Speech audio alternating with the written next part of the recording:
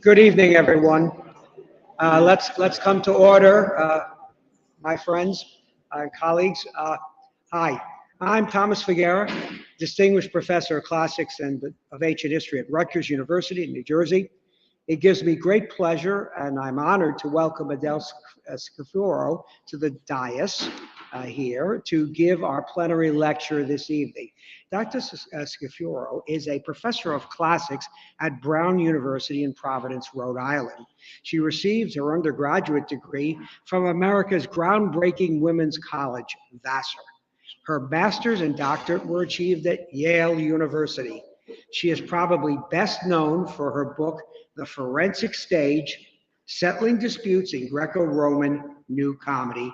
It appeared from Cambridge in 1997. In 2011, she published under Texas Press a translation with studies of Demosthenes' speeches 39 to 49. Her long series of studies, which are primarily in Athenian forensics and law and in ancient comedy, are doubtless known to many of you.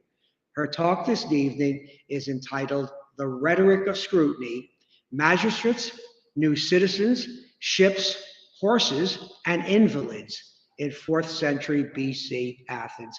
Please join me in welcoming Adele Scafuro.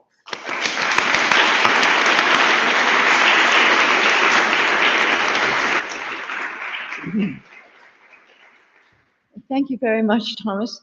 And thank you all for being here this late afternoon when it's so nice and sunny outside. Time for a good walk or swim. The panel to which my paper hopes to be a contribution is called Speaking of the Weak, the Rhetoric of Vulnerability in Greek Classical and Post-Classical Oratorical Texts. The treatment of vulnerable populations or segments of populations of the classical and pre-modern world has been a mainstay of academic studies for a very long time. But recent and activist interests in such modern phenomena as child labor, the abuse of sex workers, the continued existence of slavery, large populations of refugees, the abject limitations on women's rights in large areas of the world, disparities of resources and social justice for certain populations, disparities, for instance, in the United States, to pick just one, between the outcomes of the pregnancies of white women and women of color, controversies over the treatment of the so-called disabled. All these phenomena have called for renewed attention to and discussion of the vulnerable populations in the history and literature of our broad discipline. Some component of these discussions, including some that are presented by our panel, regularly report that one or another vulnerability was not a subject that was particularly recognized by the ancient Greeks or particularly given adequate protection. Others ask and explore, as Rosalia Hudson-Lombrow does, whether there was a concept of vulnerability in classical Athens or other periods, and whether a public discourse of vulnerability in Athens did actually emerge. In my paper, I propose to study a broad spectrum of vulnerabilities that attach to categories of people, animals, and things in 4th century Athens. My framework uses a social model that has often been applied in disability studies in the last 4 or 5 decades and looks to structures of power and ableism that are at play in established methodologies and epistemologies of scholarship. The structures of power and ableism that I am referring to will be absolutely familiar to all those who study Athenian law, though my perspective might be slightly different. I am considering the procedure of dokimasia,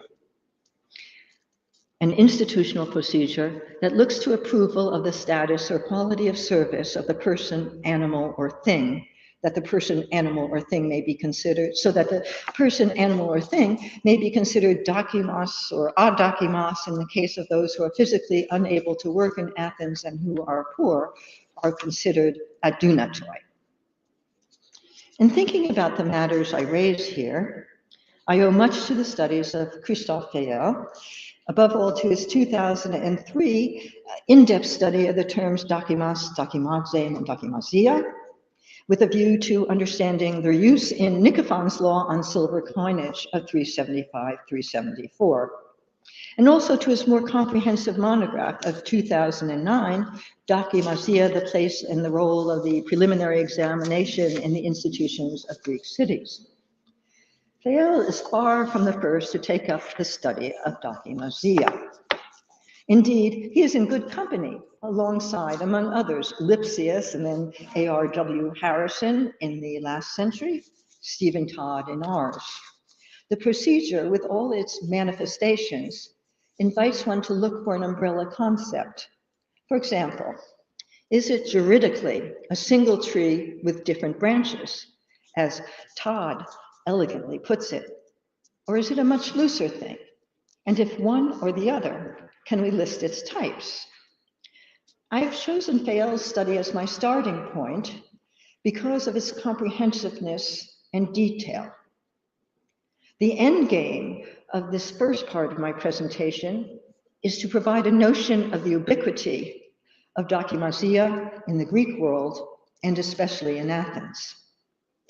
After this introduction, I shall head out into the forest and look at a couple of interesting and neighboring sites where I hope to point out some major differences among the dakimasiae.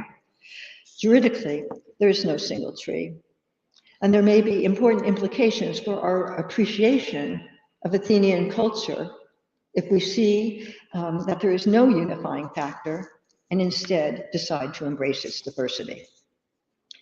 Please bear with me as I offer some lexical phenomena.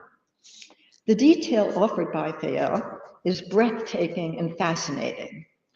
We don't get that combination often enough. Those of us familiar with Athenian law will know the outlines of the procedure, and will know our common Anglo translation of the term as scrutiny, though we might do better with a simpler translation such as examination. Fayel takes his start by insisting we look at the family of words to which dakimasia belongs, and he begins with the adjectives dakimas and adakimas. He goes on to Chantren for the derivations, where we learn that dakimas belongs to a system of adjectives ending in imas, and that such adjectives are generally drawn from nouns of action ending in a or o. Thus, dakimas, meaning esteemed, approved, Ionian Attic, may be compared with dakas, opinion. Suffixes in imas or in simas essentially express aptitude, possibility. For example, iasimas, curable, krisimas, decisive or critical. Another group of such adjectives express utility, anisimas, krisimas. Returning specifically to our adjective dakimas, it is helpful to know that it is derived from the root dech or dech, from dekomai, to receive or to accept, and so the adjective generally means acceptable. It can be used to denote all sorts of objects in many different domains, a wine of quality or acceptable building materials. In an institutional context, it shows quite early on the meaning of acceptable. Thus, in a 6th century law of Eretria, IG 12.9-1273, the adjective modifies kremata and refers to acceptable money, that is, lawful currency. In 4th century Athens, it may be used, and is quite frequently used, of animal victims, that is, offerings the gods will not refuse. The adjective can also be used to describe the condition of soldiers. A soldier that is dakimus, as Fayel describes him, is something other than a brave soldier or an efficient warrior. He is a fighter who is considered good for service, operational. Fayel goes on to report that Xenophon also uses the same term for horses in good condition that serve in the regiments of the Persian king. And the usage of hippoi with dakimoi is not unique to Xenophon. Since the Macedonian military regulations at Cassandreia, dated at some point before 197 of our era, also deal with hippoi, dokimoi. Towards the end of the 5th century, dokima and entele began to be used in the naval records to describe the condition of a ship's gear. Thus, in slide 1, at IG 13498, the gear of the ship Alcmene, along with that of other named, slide 2, of other named ships is designated dokima and entele. Ships have names, usually female names, as we know them from the naval records, another similarity with horses that is useful to observe. And dokima appears very often in the 4th century naval records, which will be shown in the same context. Here are some examples. You can't read that, can you? And that's 3. Back, the other direction. Okay, go back one more, please. That's the naval. Oh, no, it is number 1. Go ahead, go back. No, back. Is one on there? No. No, you're going the wrong direction. Other direction. Stay way over there. Oh, okay, we can stay here. Then I think we have the wrong, okay, this is right. This is slide 2, okay? That's right, sorry. Okay, so if you could see this, which I don't think you can, you see that in the in text on the left, you have the ekhosi as a supplement, ekhosi deta scale, haide katatain stelain, dokima kai entele, alkmene, dokima kai entele. So, these ships, understand, have equipage, according to the stele, that is dokima and entele, thus alkmene. So the ship is alkmene and is dokima, skue is dokima and entele. And likewise for fete and feme. Then in the text on your right, you have pedalia adokima. So the rudders are adokima. The ladders are adoki. The poles are adokim. That's an abbreviation for adokimoi. The poles, the great mast, the partner mastheads, the yard arms are adokimoi. So one thing you won't realize unless you've looked at these texts is how monumental they are. So if you walk into the Epigraphical Museum and you go back beyond the courtyard and you see these huge monuments, you know, almost up to the rafter there, and those words, dokima, adokima, have got to be absolutely stark and stunning. Because if you're a triarch and you're receiving gear that's adokima, you're in trouble. So, so these words are very meaningful to very many Greeks of the time. They're not just these adjectives that we're studying lexically here. They're living and electric. And another thing about the adjective adokimas is that it rarely occurs in to describe people. It does occur now and then to describe people, but it's rare, and very rare in the orators. Isocrates will say something like, and though I am not even adokimas. Of course he would say that, you know, because he would always want to be anything but adokimas. But it's just rare. I think it doesn't appear at all in persons in Demosthenes, who only uses it 4 times.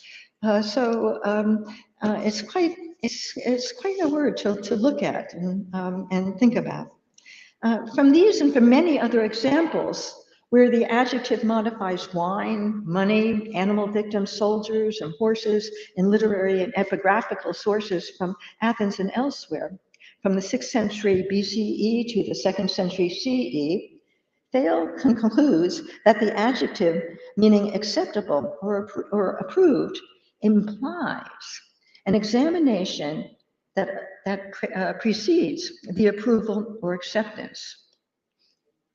After treating the adjective, he quickly moves on to the verb and persuasively argues that it is this interior examination to which the initial sense of the verb dokimazein refers, that is, to examine with a view to accepting or refusing. Nonetheless, he rightly maintains, the verb can also mean to submit to an examination, and it can refer to all sorts of tests. Fable continues his thorough examination with a panoply of what I would call examination scenarios from all over the Greek world. Inspections of soldiers and their horses, of the boundaries of sacred land, the determination of boundaries in international disputes, a dokimazia of property and birth and tegia, in accordance with the diagram of Alexander in 324, after the return of exiles, if it was 324, after the return there of exiles and their families. Here's that very interesting instance of the dokimazia of certain woman in Alexander's diagramma in the next slide, slide 3. Which you can't read where you are, unless you've got spectacular eyesight.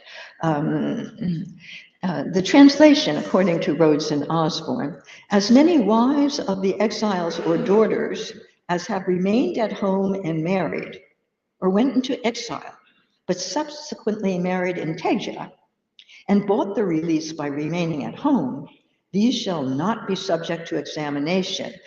So these are apodokimazestai, nor their descendants. But as for those who did not go into forced exile after their marriage, and who are now creeping back on the present occasion, themselves or their children, they shall be examined, dokimazestai, both themselves and their descendants, in respect of their paternal and their maternal possessions, in accordance with the transcript. The identity of and difference between the two groups of women is not for us to decide here.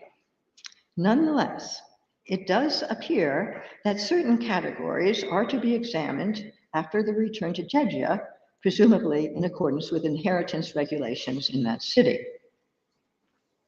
As Fable is comprehensive in his presentation, he also provides instances of examinations that precede sales. Let's take a look at some of these instances in slides 4 and 5. First, in slide 4, we have a fable about a man purchasing an ass. And a rather overblown translation that I found online is, I wrote it last night, but didn't get it into this text here, so I'll give you this full-blown one. A man who wanted to buy an ass went to market, and coming across a likely-looking beast, arranged with the owner that he should be allowed to take him home on trial to see what he was like. And so to take him home on trial is, let's see, what is here? Did he make that up? Yes, epi pera auton elaba. He took him for a trial. When he reached home, he put him into the stable along with the other asses. The newcomer took a look round and immediately went and chose a place next to the laziest and greediest beast in the stable. When the master saw this, he put a halter on him and let him off and handed him over to the owner. The latter said, why do you mean to say you have tested him already? I don't want to put him through any more tests, replied the other. I could see what sort of beast he is from the companion he chose for himself. The moral, a man is known by the company he keeps. As I said, the translation here is quite creative, but the simple point I mean to make by showing it is this: an examination of an animal will probably have often been, if not always, a preliminary to its sale. More nuanced and informative is Xenophon's depiction of such a dokimazia in the art of horsemanship. Let's have a look at slides 5, 6, and 7. 5 first, please.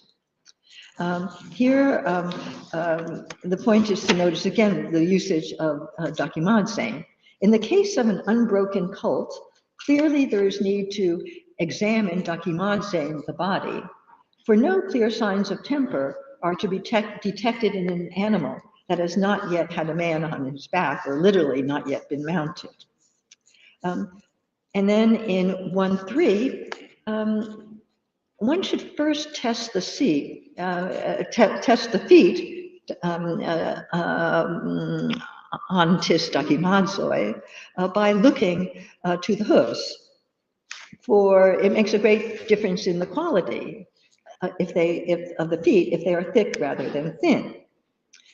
In slide 6, in the same work, book 1, 16 to 17, he tells us that I want also to explain how one is least likely to be disappointed in the matter of size. The colt that is longest in the shanks at the time he is foaled, at the time that he is born, makes the biggest horse. For in all quadrupeds, the shanks increase but little in size as time goes on, whereas the rest of the body grows to them so as to be in the right proportion. He who applies these tests to a colt's shape is sure, in my opinion, to get a beast with good feet, strong, muscular, of the right look and the right size. If some change as they grow, still we may confidently rely on these tests, for it is far commoner for an ugly colt to make a useful horse than for a colt like this to turn out ugly. The language of testing is quite in evidence here with by testing such a colt, one is least likely to be disappointed. So that's dakimadzantas. And nevertheless, even if he doesn't match all these categories, one should take heart and test him. And then he ends up with that statement,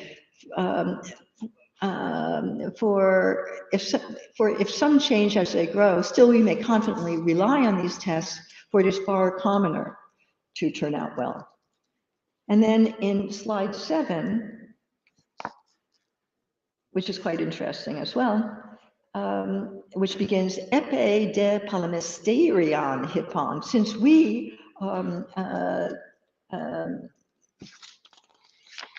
let's see, as we have assumed that the horse to be bought is designed for war. We finally get to this point.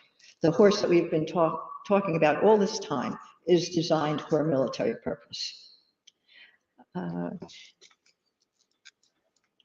He must be given a trial in all the particulars in which he is tried by war. These include springing across ditches, leaping over walls, rushing up banks, jumping down from banks. One must also try him by riding up and down and a hill and on a slope.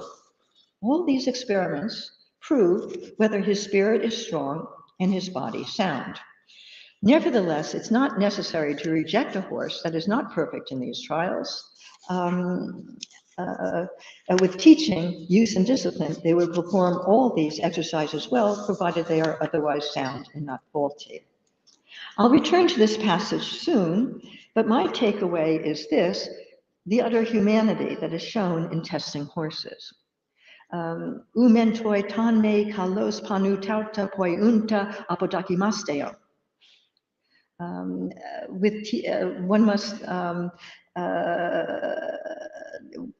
One must not turn away from testing them, for many are not not because of not being able, do not perform well, but because of lack of experience. And that is what I consider very humane here. And then one last passage before winding up the Thayel segment. Let's look at slide 8, an excerpt from SEG 21-525, a cavalry decree of 282/1. Damocles, son of Archisos of Oa, proposed, since the cavalry commanders and the tribal commanders during the archonship of Nikias have continued to fulfill their office according to the laws and manage the cavalry so that it might be serviceable to the people, and they manage the valuations and the scrutinies, the tumeses and the dokimaziot, and conducted the physical or personnel scrutiny according to the law with the council well and in the interests of the people and the cavalry and so on and so on. And so we're going to honor them a whole lot. Returning to Paulo once again, after giving readers this grand tour, he sums up the results. First of all, the text proved that dokimazein and dokimazia always refer to an inspection and an expertise or preliminary examination. His numerous examples have also shown, as in the Xenophon passages, that the two terms are not the only ones to convey the notion of examination. They are far from the most often used to convey it.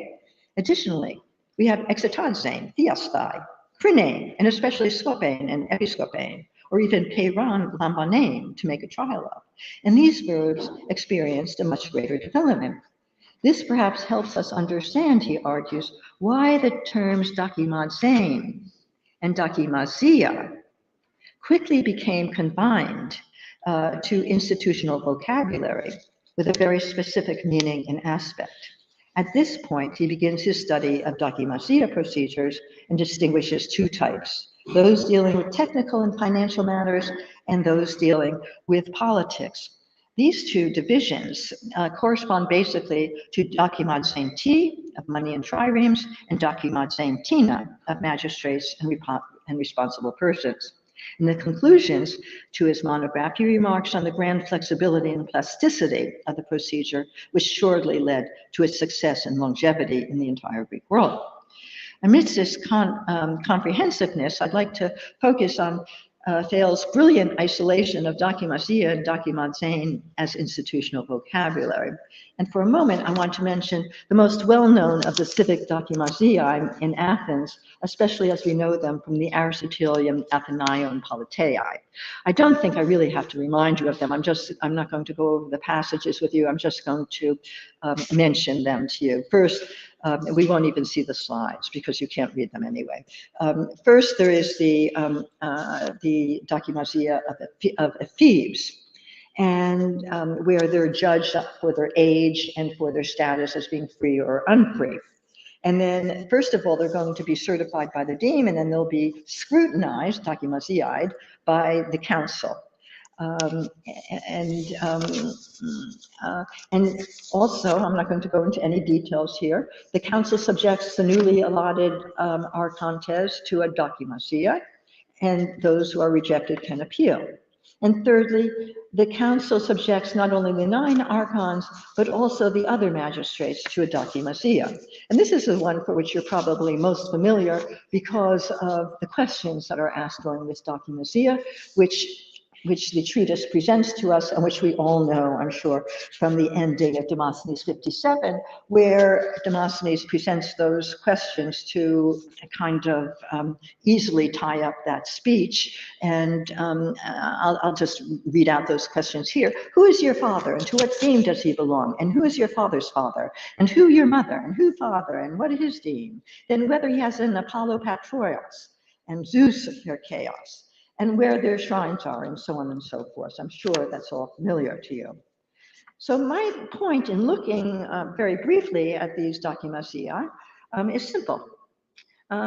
They do not, to point out that they do not appear to test at all the competency of any of these individuals to carry out their particular tasks, but rather to ascertain formal qualifications, birth, payment of taxes, performance of military duty, are put on display and witnessed, not whether, for example, a thesmothetes knows how to put a court case on the calendar.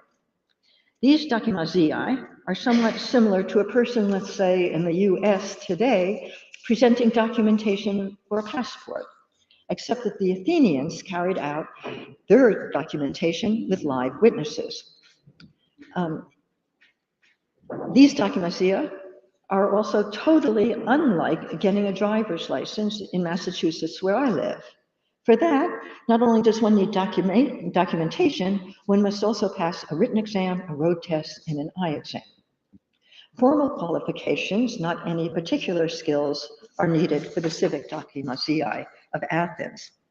The dokimazia of cavalry, horses, and invalids are different. Let's take a look at the information in the Athenaion Politeia once again, slides 11 and 12, where we are presented with the dokimaziai of cavalry horses, prodromi, the mounted skirmishers, and the hamapi, the foot soldiers that fight amidst the cavalry.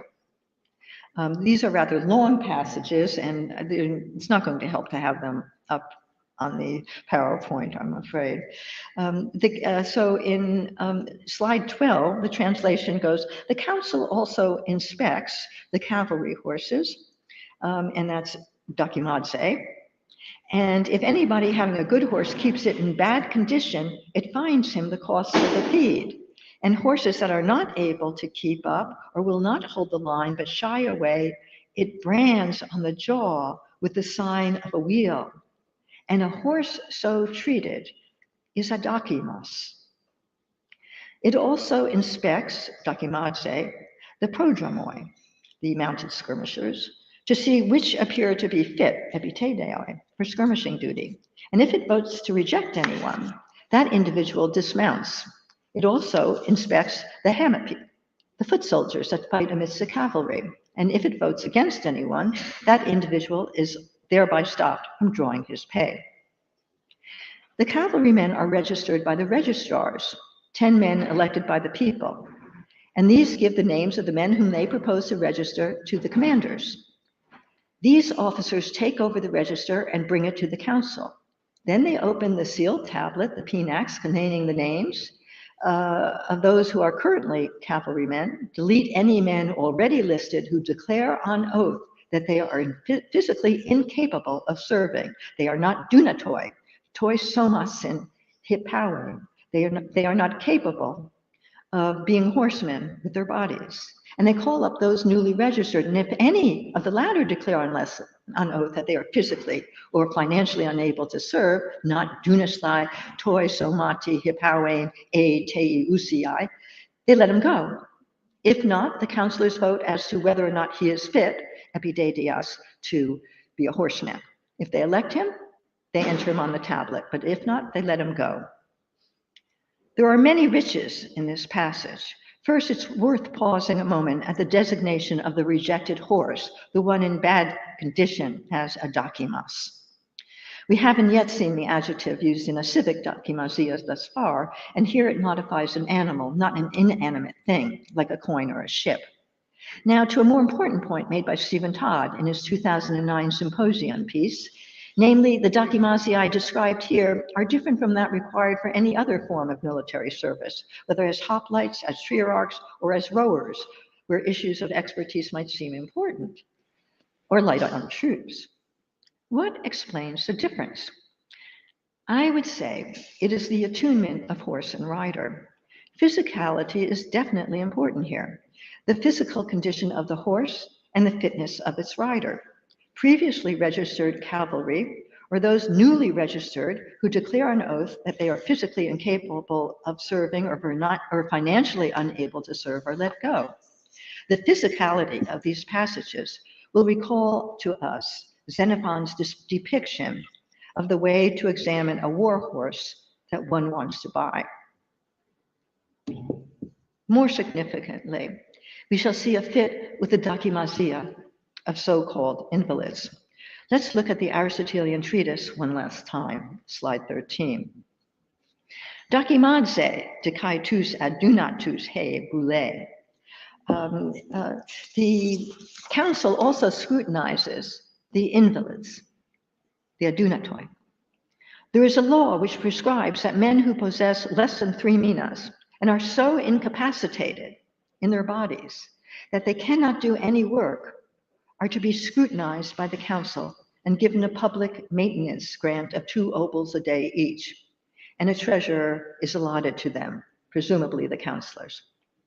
Extremely interesting for comparison with the scrutiny as described here is a depiction of the argument of the invalid in Lysias 24, slides 14 and 15, which we also will not be able to see so well.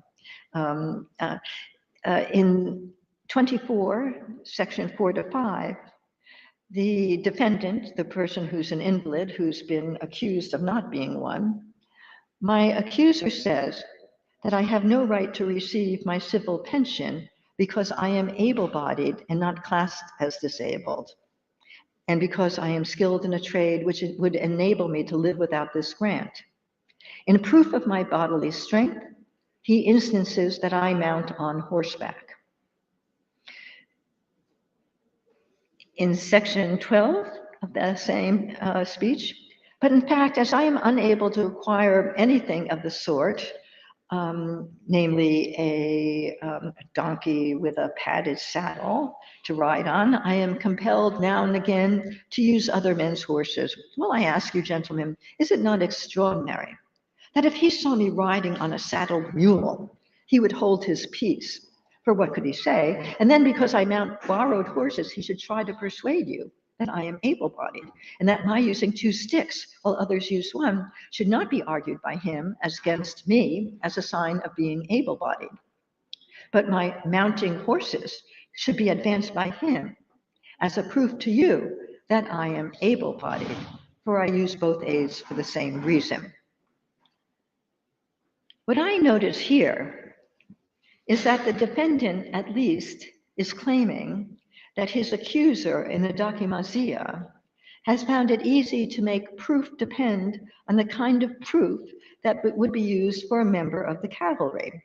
Horseback riding and serving in the cavalry go hand in hand. The defendant's point is the absurdity of that position. A dokimasia of an invalid and pauper has nothing to do with riding a horse. The categories have been mixed up, for the categories are all important. A man who is not a member of the cavalry cannot be withdrawn from the cavalry. The dokimasia must fit the subject. Okay, this is my ending point. But to return to a beginning point, juridically, there is no single tree. And there may be important implications for our appreciation of Athenian culture if we see there is no unifying factor, instead embraces diversity, diversity as I call it, or plasticity as Fable calls it. In it, I see a hesitation to systematize. The adakimas is not and will not be equivalent to the adunatas. The point might be that invalids are different from animals and things because they are not considered adakimas. They are not branded like horses. They are poor in adunatoi. They are treated differently. They are not to be examined as if they are horses and up for sale or assessment. It is the Athenian grand humanity. That is my starting point, my own thought experiment in regard to the adakimas and the adunatas. Obviously, there's profound need for me to think much more about this. Thank you.